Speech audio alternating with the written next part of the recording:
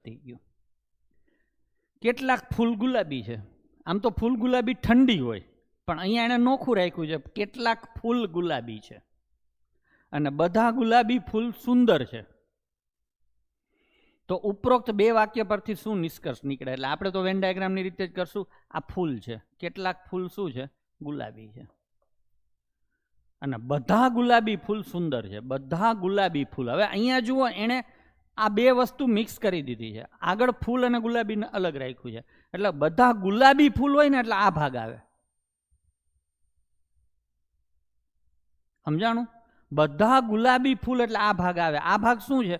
સુંદર છે. આકૃતિ કરવી હોય તો આમ કરીને આમે હું કરી શકું છું.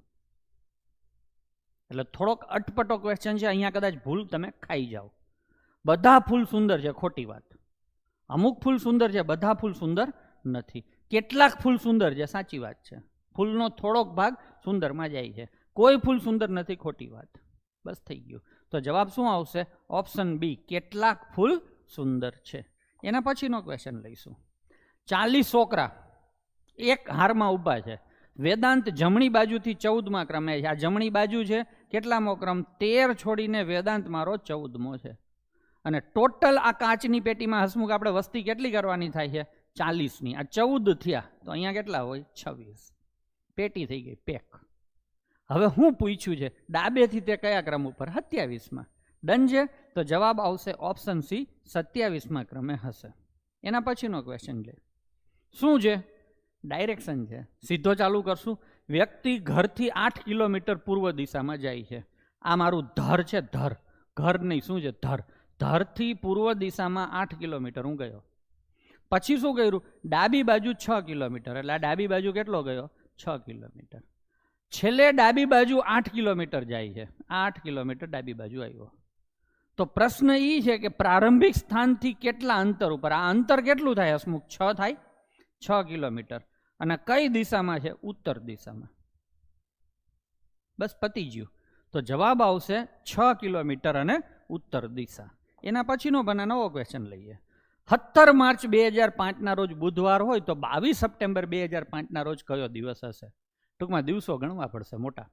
કાઠું કામ છે આ પેપરમાં. સૌથી કાઠું કામ અહીંયા આવ્યું. કઈ કીધી છે તમને? 17 માર્ચ. માર્ચ મહિનામાં 31 દિવસ હોય, 17 દાડા પતી ગયા. તો પાછળ કેટલા વધે? 14.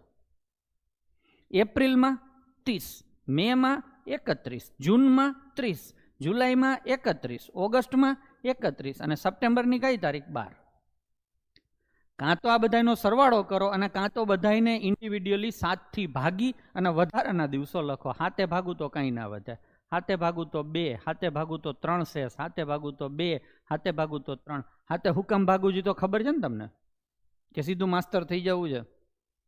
અઠવાડિયાના દિવસ 7 હોય તો વધારાના દિવસો માટે હો ને. અહીંયા કેટલા આવે? 3 અને અહીંયા કેટલા આવે? 5.